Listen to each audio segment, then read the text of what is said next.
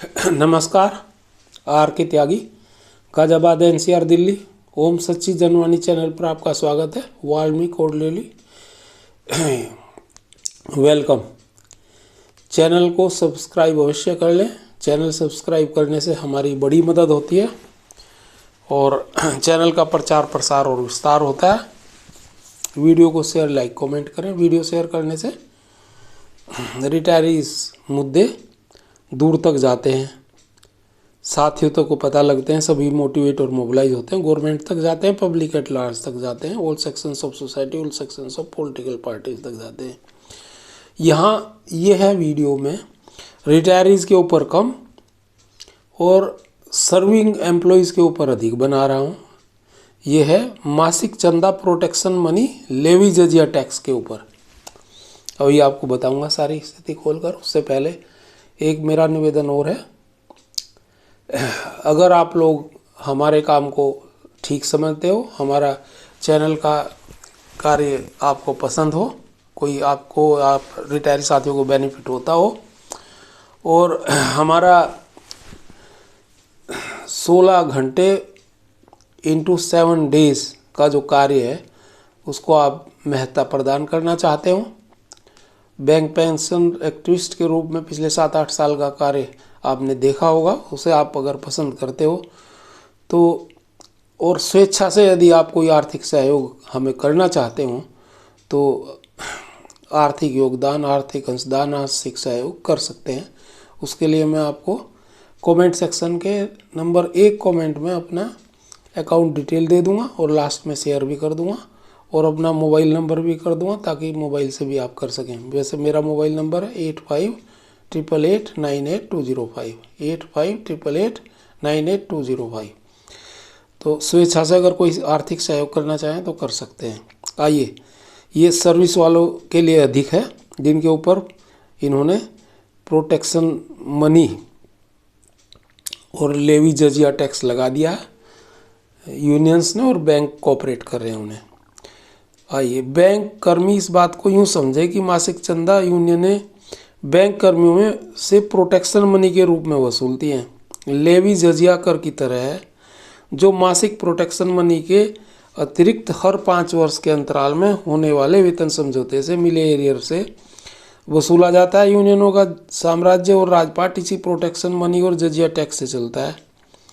समझौते शीघ्र हों, इसके लिए द्विपक्षीय प्रणाली शुरू हुई और समझौते शीघ्र होने लगे, लेकिन जब से समझौतों के एरियर के साथ लेवी का गठबंधन हुआ, धीरे धीरे समझौतों को लंबे समय तक घसीटने का BIBA UFBO का गठबंधन हो गया। 11वां समझौता 37 महीने की देरी से हुआ। जितनी देरी से समझौता उतना ही बड़ा एरियर, जितनी बड़ी एरियर की राशि उतनी बड़ी लेवी की राशि चैन बन गई है। परिणाम स्वरूप यूनियनों के पास करोड़ों की धनराशि है। अकेले एक यूनियन के पास 45 करोड़ से ज़्यादा जमा है।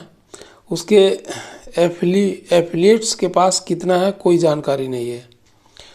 ये 1980 के दशक तक यूनियनों के पास काम बहुत था, लेकिन उनकी वित्तीय स्थिति ठीक नहीं थी। देश की सबसे बड़ी और पुरानी यूनियन की वित्तीय स्थिति तक ठीक नहीं थी। इसके नेता धर्मशालाओं या अपने किसी जान पहचान वाले के यहाँ प्रवास करते थे। प्रवास के दौरान सुबह के नाश्ते के बाद रात को किसी रेलवे स्टेशन के आसपास के होटल में खाना खाते थे, क्योंकि वहाँ खाना प्राय सस्ता मिलता है। बड़े नेता जब भी होटलों में ठहराए जाते और उनका आतिथ्य हो जाता था, ऐसे लोगों की गिनती दर्जन भर से ज़्यादा नहीं रही होगी। नेताओं का रहन सहन, खान पान, पहनावा बिल्कुल साधारण था, सादगीपूर्ण, ताकि वह सामान्य बैंक कर्मी से मेल खाए। वह भी दौर था जब नेताओं को पैंट शर्ट के कपड़े, यात्रा के समय काम आने वाला होल्डाल और टेबल घड़ी या वॉल घड़ी जैसी सामान्य उपयोग की चीज़ें उपहार में दी जाती थी। मीटिंग्स में कोई बड़ा नेता था तो उसके पास 12 इंच का VIP ब्रीफकेस होता था। उस जमाने का स्टेटस सिंबल हुआ करता था। और यूपी में यूनिटरी यूनियन थी। प्रांतीय प्राधिकारियों को बैंक का प्रभारी बनाया जाता था, जिन्हें बैंकों के क्षेत्रीय जोनल प्रबंधकों से मिलना जुलना पड़ता था। क्षेत्रीय जोनल मैनेजर ब्रीफकेस लेकर बैंक आते थे और पीबीयू के महामंत्री स्वर्गीय पीएन तिवारी हर प्रांतीय सम्मेलन में के बाद पदाधिकारियों की पहली बैठक में ब्रीफकेस संगठन की तरफ से उपलब्ध कराते थे ताकि यूनियन का नेता मैनेजमेंट से कमतर ना दिखे। यूनियन की दयनीय स्थिति का ज्ञान लेते जहां तक हमें स्मरण है, 5वें समझौते के एरियर पर एआईबीए के तत्कालीन महामंत्री स्वर्गीय तारकेश्वर चक्रवर्ती ने 4% लेवी लगाई थी 5वें समझौते में। चूंकि संगठन के हर स्तर पर आर्थिक तंगी थी, सभी ने लेवी दिया और यूनियनों के हर स्तर पर अच्छी राशि आई। एआईबीए की देखा देखी अन्य यूनियनों ने भी लेवी का रास्ता अपनाया और आज यूनियनों के पास इतना धन इकट्ठा हो गया है जिसका कोई हिसाब किताब नहीं है। अधिक पैसा अपराध और व्यभिचार की ओर ले जाता है। यह व्यक्ति को भ्रष्ट, धोखेबाज और चालबाज बना देता है। सबसे पुरानी यूनियन में यह सब कोम्बो है। निहित स्वार्थ में अंधे नेता प्रबंध के साथ विलंबित समझौता करने का सौदा करते हैं जैसा लेवी की बड़ी राशि आए।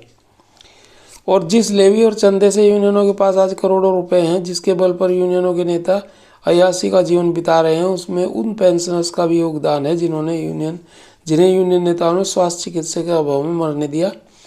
उन पेंशनर्स का भी योगदान है जिनकी पेंशन सेवानिवृत्ति के बाद एक बार भी रिवाइज नहीं हुई, अधिक विभिन्नता के शिकार हैं जबकि वेतन रिवीजन बार बार होता रहा। उनका भी योगदान है जो आज भी बीमारी से जूझ रहे हैं, बिना इलाज के मर रहे हैं। उनका भी योगदान है जिसकी पेंशन स्पेशल अलाउंस बनाकर कम कर दी जा रही है।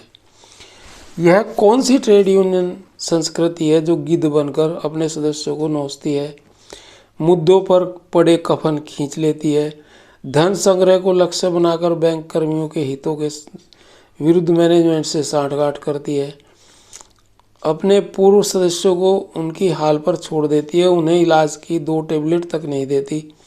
कैसी ट्रेड यूनियन है जो पेंशन रिवीजन को दरकिनार करते वेतन वृद्धि का समझौता करती है। वेतन वृद्धि के लिए पैसा है, पेंशन रिवीजन के लिए पैसा नहीं है। कैसा बेतुका समीकरण है। समझौता होते ही यूनियन गिद्ध की तरह लेवी के नाम पर बैंक कर्मियों पर मंडराने लगती है। साम दाम दंड भेद हर तरीके से लेवी वसूलती है। बैंक कर्मियों का भविष्य अंधकार में है।